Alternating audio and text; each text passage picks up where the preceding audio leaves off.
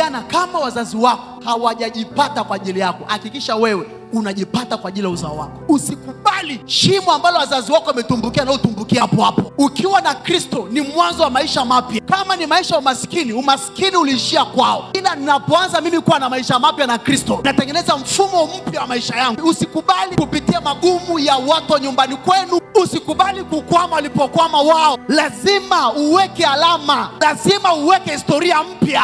Kama kuna vitu ambavyo kwenye ukoo wenu, kwenye familia havijawahi kufanyika, wewe ndio uwe wa kwanza kuvifanya. Ukiangalia maisha ya kwenu, ukiangalia maisha yako, jiambie, ni kweli walipitia yale, ila hapa hatapitia mtu mateso yale yale. Lazima nivunje ukuta unaozuia familia yangu. Kama kuna level ya maisha wameishia, hakikisha wewe unaenda level kubwa zaidi yao. Kama kuna aibu walipitia, hakikisha wewe upitie aibu yao. Wewe unaheshimika kwanza kwa utukufu wa Mungu. Katikati ya watu ambao ni maskini kwenu, hakikisha wewe hauwi maskini kama wao. Kuna historia mpya lazima uiandike kwa jina la Yesu. Mungu yupo kukusaidia.